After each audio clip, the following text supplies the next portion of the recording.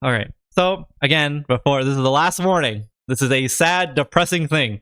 It's funny, but it's sad and depressing. This is a season 5 episode of Bojack Horseman. If you don't know what Bojack Horseman is, it is just a show about a horse guy. He's kind of a piece of shit. This is the 6th episode in season 5. It's a slight spoiler, but you know, it is what it is. It doesn't really matter. I mean, like, it matters, but it doesn't. Good luck, have fun. So I stopped at the Jack in the Box the other day on the way here, and the girl behind the counter said, "Hiya, are you having an awesome day?" Not, "How are you doing today?" No, "Are you having an awesome day?" Which is pretty, well, shitty. Because it puts the onus on me to disagree with her, like, if I'm not having an awesome day, suddenly I'm the negative one? Usually when people ask me how I'm doing, the real answer is, I'm doing shitty. But I can't say I'm doing shitty because, well, I don't even have a good reason to be doing shitty, so if I say I'm doing shitty, then they say, "Why? What's wrong, Eugene-chan?" And I have to be like, I don't know. All of it? So instead, when people ask how I'm doing, I usually say, "I'm doing so great." But when this girl at the Jack in the Box asked me if I was having an awesome day, I thought, well, today I'm allowed to feel shitty. Today, I have a good reason. So I said to her, "Well, my mom died." And she immediately burst into tears. So now I have to comfort her, which is annoying. And meanwhile, there's a line of people forming behind me who are all giving me these real judgy looks because I made the Jack in the Box girl cry. And she's bawling and she's saying, "I'm sorry. I'm sumimasening." And I'm like, "It's daijobu. It's daijobu." I mean, it's not daijobu, but you know, it's daijobu. And I would like to order a double Jack meal, and I kinda got somewhere to be with my Tomodachi, so maybe less with the crying and more with the frying, huh? The girl apologizes again, and she offers me a free churro with my meal. And as I'm leaving, I think, well, I just got a free churro because my Okasan died. No one ever tells you when your Okasan shines, you get a free churro. Anyway, I'm sumimasen. That's not part of the... Alright, here we go. Let's do this. Here I am, Bojack Horseman, doing a eulogy. Let's go. Hey, Piano Man, can I get like an organ flourish? Imagine an organ playing. Nicely done. You know, I was a little worried I wouldn't have the right accompaniment today. I guess it's a good thing my mom was an organ donor. But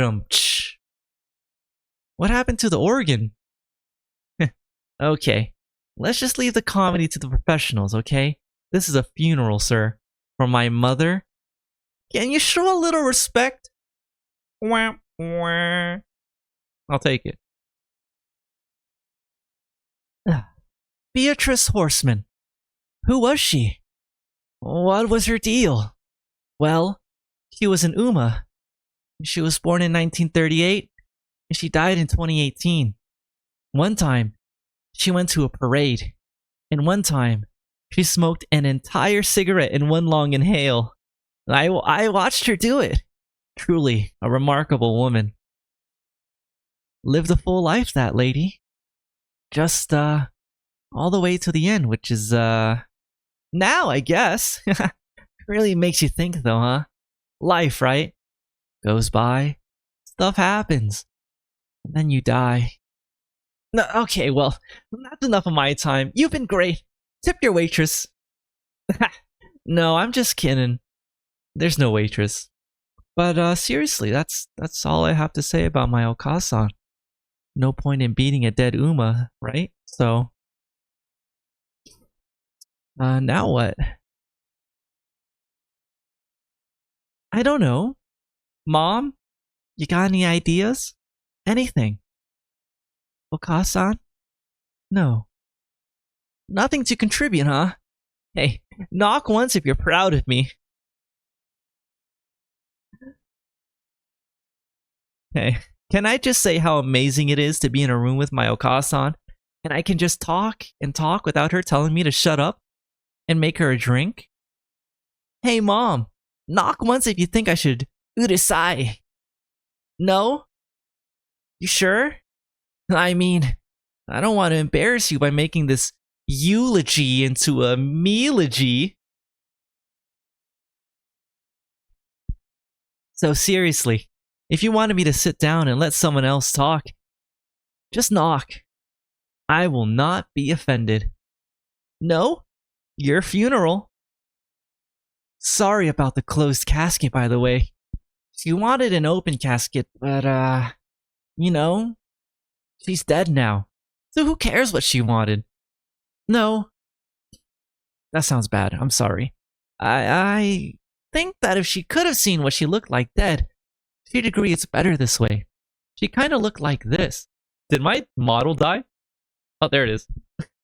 She kind of looked like this. Kind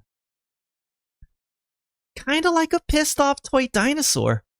The coroner couldn't get her eyes closed, so now her face is forever frozen in a mask of tremendous horror and anguish. Or as my mom called it, Tuesday. Tuesday. My mom called it Tuesday. Hey, Mom. What'd you think of that joke? You like that? You never did care for my comedy. Oh, I know. Here's a story. When I was a teenager, I performed a comedy routine for my high school talent show. There was this cool jacket that I wanted to wear because I thought it would make me look cool like Albert Brooks. And for months I saved up for this jacket. But when I finally had enough, I went to the store and it was gone. Ah, man. They had just sold it to someone else. So I went home and told my mother, and she said, "Let that be a lesson. That's the good that comes from wanting things." She was really good at dispensing life lessons that always seemed to circle back to everything being my fault. But then on the day of the talent show, my mother had a surprise for me. She had just bought the jacket. Even though I didn't know how to say it, I knew this meant that she loved me. Now that's a good story about my mother. It's not true, but it's a good story, right? I stole it from an episode of Maude. I saw it when I was a kid. She talks about her father. I remember I saw it, and I was thinking, that's the kind of story I want to tell about my parents when they die. But I don't have any stories like that. All I know about being good, I learned in TV. And in TV, flawed characters are consistently showing people that they care with these surprising grand gestures. And I think that part of me still believes that's what love is. But in real life, the big gesture just isn't good enough. You need to be consistent. You need to be dependably good.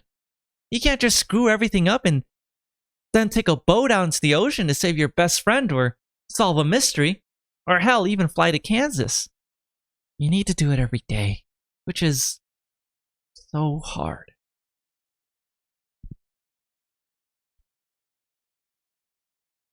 When you're a kid, you convince yourself that maybe the grand gesture could be enough. Even though your parents aren't what you need them to be over and over and over again, at any moment they might surprise you with something wonderful. And I kept waiting for that. The proof that even though my mother was a hard woman, deep down I knew she loved me and cared about me and wanted to know that I made her life a little brighter. Even now I find myself waiting. Hey, Mom. Knock once if you love and care about me and want me to know that I made your life a little brighter.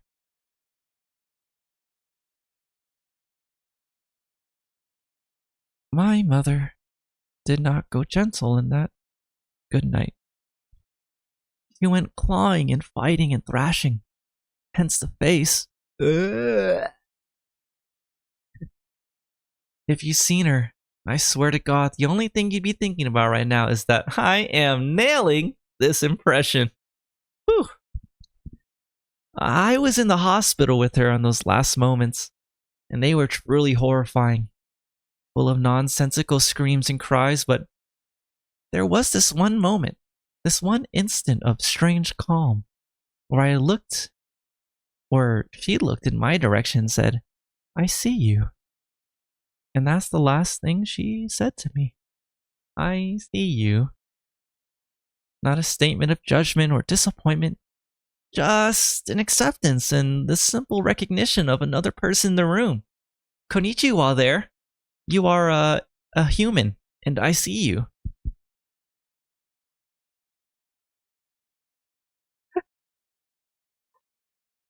Let me tell you, it's a weird thing to feel at 54 years old that the first time in your life that your mother sees you, it's an odd realization that the thing that you've been missing, the only thing you wanted along, to be seen.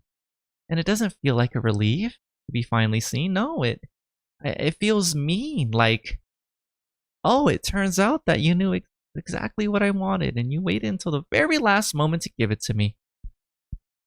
I was prepared for more cruelty. I was sure that she would get in one final zinger about how I was a big letdown, about how I was a big, fat, and stupid and too tall to be an effective Lindy Hopper, how I was needy and a burden and an embarrassment. All that I was ready for, I was not ready for. I see you. Only my mother would be lousy enough to swipe me away from a moment of connection on her way out. But maybe I'm giving her too much credit. Maybe it wasn't about connection. Maybe it was like, I see you. I see you. You might have the rest of the world fooled, but I know exactly what you are. See, that's more my mother's speed. Or maybe she literally just meant, "I see you. You are an object that has entered my field of vision." Well, she was pretty out of it at the end. So maybe it's dumb to try and attribute it to anything. Back in the 90s, I was in a very famous TV show called Horsing Around. Please hold your applause. And I remember one time a fan asked me, "Hey, you know that episode where the horse has to give Ethan a pep talk after Ethan finds out his crush only had to ask him out on the date because her friends were having a dorkiest date contest? And in all the shots of the horse, you can kind of see a paper coffee cup in the kitchen counter. But in the shots of Ethan, the coffee cup's missing. Was that because the show was making a statement about the fluctuant subjectivity of the memory and how even two people can experience the same moment in entirely different ways?" And I didn't have the heart to be like, "No, man. Some crew guy just left their coffee cup in the shot." So instead I was like, yeah.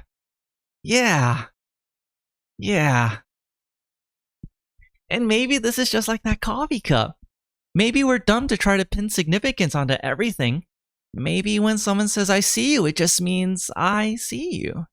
Then again, it's possible she wasn't even even talking to me, because if I'm being honest, I think she wasn't really looking at me.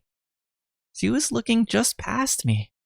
There's nobody else in the room, so I went to think she was talking to me, but honestly, she was so far gone at that point. Who knows what she was seeing? Who were you talking to, Mom? Not saying, huh? Staying mum? No rim shot there? Kami-sama, whatever I'm paying you, it's too much. Maybe she saw my dad. Maybe I don't know. My dad died about 10 years ago of injuries he sustained in a duel. When your father dies, you ask yourself a lot of questions. Questions like, "Chotomate, did you say he died in a duel? And who dies in a duel?" The whole thing was so baka. Dad spent his entire life writing this book, but he couldn't get any story or any stores to carry it or any newspapers to review it.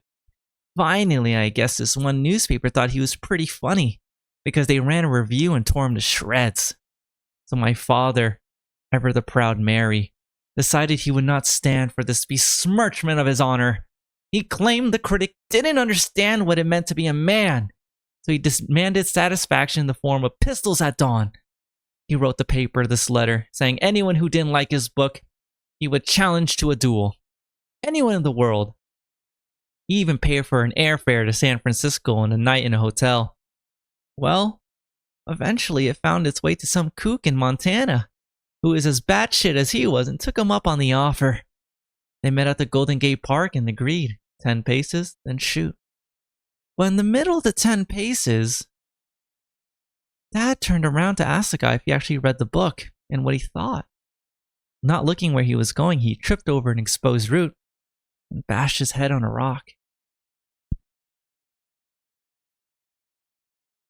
I wish I'd known to go in the Jack in the Box then.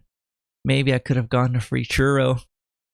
It would have been nice to have something to show for being the son of Butterscotch Horseman. My darling mother gave the eulogy. My entire life, I never heard her say a kind word to or about my father. But at this funeral, she said, "My husband is dead, and everything is worse now." My husband is dead. Everything is worse now. I don't know why she said that. Maybe she felt like that's the kind of thing you're supposed to say at a funeral. Maybe she hoped one day someone would say that about her. My mother is dead and everything is worse now. Or maybe she knew that he had frittered away all of her inheritance and replaced it with crippling debt. Maybe. I mean, that is a pretty shitty thing to leave your widow with. Bad news, you lost your husband. But don't worry, you also lost the house. Maybe she knew she'd have to sell all her fancy jewelry and move into a home. Maybe that's what she meant by, everything is worse now. Is that what you meant, Mom? I gotta say, I'm really carrying this double act. At least with Penn and Teller-kun, the quiet one does the card tricks.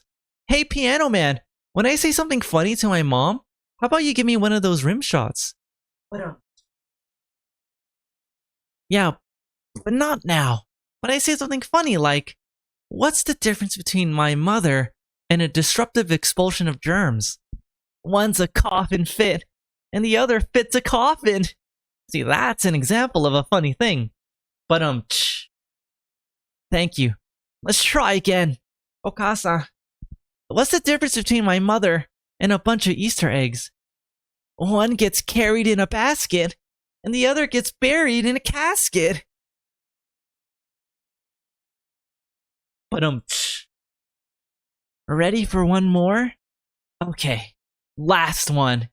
What's the difference between a first-year lit major and my mother, Beatrice Horseman? One is decently read, and the other is a huge bitch. Haha. Yeah, might have gone a little too far with that one. That one might have been a little too, my mom's a huge bitch for the groom. I'm sorry, Mom. You're not a huge bitch. You were a huge bitch. And now you're Sinead. You know, the first time I ever performed in front of an audience, it was with my mom. She used to put on these shows with her supper club in the living room, and she used to make me sing the Lollipop song. Imagine a Lollipop song playing. Those parties, they were really something. There were skits and magic acts and ethnically insensitive vaudeville routines, and the big finale was always the dance my mom did. She had this beautiful dress. She only brought it out for these parties, and she did this incredible number. It was so beautiful and sad at the same time. Dad hated the parties. He'd lock himself in his study and bang on the walls for us to keep it down. But he always came out to see Mom dance. He'd linger in the doorway, scotch in hand, and watch in awe as the cynical, despicable woman he married took flight. And as a child who was completely terrified of both my parents, I was always aware that this moment of grace had meant something. We understood each other. My mother, she knew what it was like to feel like your entire life that you're drowning. With the exceptions of these moments, these very rare, brief instances in which you suddenly remember you can swim. But then again, and mostly not, mostly you're drowning. She understood that too. She recognized that. I understood it.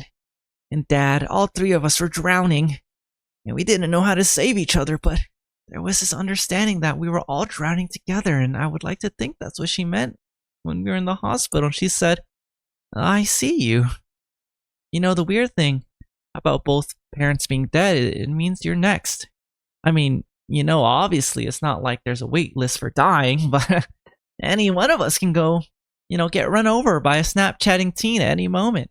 And you would think that knowing that would make us more adventurous and kind and forgiving, but it makes us small and stupid and petty. I actually had a near-death experience recently. A stunt went bad and I fell off a building. I'm an actor. I do my own stunts. Anyway, I'm on this new show called Filbert. I'm Filbert, star of the show. It hasn't come out yet, but my days are screwed up because of the shooting schedule that I don't even know what mourning means anymore. There's a joke in there somewhere about a guy who's been to so many funerals he doesn't even know what mourning means anymore. I'll let you guys figure that one out. Anyway, you know what I thought when I was falling off the building and I went into panic mode? The last thing that my stupid brain could come up with before I died? Won't they be sorry? Cool thought, brain. I don't know what I wanted to be sorry. My mom, even before she died, could barely remember who I was. And of course my dad's dead. The last conversation I ever had about him was about his novel. He was so certain this book was his legacy. Maybe he thought it would vindicate him for all the shitty things he's ever done in his baka life. Maybe it did. I don't know. I never read it. Because why would I give him that? I used to be on this TV show called Horsin' Around. Seriously though? Hold your applause. Well held. It was written by my friend, my Tomodachi, Herb Kazaz, who's also dead now. And it starred this little girl named Sarah Lynn. And it was about these orphans, and early on the network had a note. Maybe don't mention that they're orphans so much because the audience tend to find orphans sad and not relatable. But I never thought that. The orphans were sad. I always thought that they were lucky because they could imagine their parents to be anything they wanted. They had something to long for. Jesus Christ. Hi, Nil. Anyway, we did this one season finale where Olivia's birth mother comes to town and he was a junkie and she's gotten herself cleaned up. And she was to be in Olivia's life again. And of course, she's like a perfect grown-up version of Olivia. They go to the mall together and get her ears pierced like she's always wanted. And sorry, spoiler alert for the 6th season finale of Horsing Around. And if you're still working your way through it, Anyway, the horse tries to warn her. Be careful. Moms have a way of letting you down. But Olivia just thinks the Uma is being jealous. And when Mom says she's moving to California, Olivia decides to go with her. And the network really juiced the cliffhanger. Is Olivia gone for good? Of course, though, because of the TV show, she was not gone for good. Of course. Because it's a TV show, Olivia's Okasan had a relapse and had to go back to rehab. So Olivia had to hitchhike all the way home, getting rides from Mr. T-san and Alf-kun and the rest and the cast of Stomp. Of course, that's what happened. Because what are you gonna do? Just not have Olivia on the show? You can't have happy endings in sitcoms. Well, not really. Because if everyone's happy, the show would be over. And above all else, the show has to keep going. There's always more show. And you can call horsing around dumb, or bad, or unrealistic, but there's nothing more realistic than that. You never get a happy ending, because there's always more show. Well, I guess until there isn't. My mom would hate it if she knew that I spent so much time at her funeral talking about my old TV show. Or maybe she'd think it's funny that her idiot son, her dumb Baka Uma son, couldn't even do this right. Who knows? She left no instruction. All I know is she wanted an open casket. And her Baka Chud son couldn't even do that right. Ugh. I'm not gonna stand up in here and pretend I ever understood how to please that woman. Even though so much of my life was wasted in vain attempting to figure that out. But I kept going back to that moment in the ICU when she looked at me and... I see you? I see you. Jesus Christ. We were in the intensive care unit. Ugh. She was just reading a sign. My mom died and all I got was this free churro. You know the shittiest thing about all of this? Is when that stranger behind the counter gave me that free churro. That small act of kindness showed more compassion than my mother gave me in her entire goddamn life. Like, how hard is it for you to do something nice for a person? This woman at the Jack in the Box didn't even know me. I'm your son! All I had was you! I have this Tomodachi, and right around when I first met her, her Tosan died, and I actually went with her to the funeral. Months later, she told me that she didn't understand why she was still upset, but she never even liked her father. It made sense to me because I went through the same thing when my dad died, and I was going through the same thing now. You know what it's like? It's like that show Becker. You know, the one with Ted Danson-kun? I watched the entire run of that show, hoping that it would get better, and it never did. It had all the right pieces, but it couldn't put it together. And when it got canceled, I was really bummed out. Not because I liked the show, but because I knew it could be so much better. And now it never would be. And that's what losing a parent is like. It's like Becker.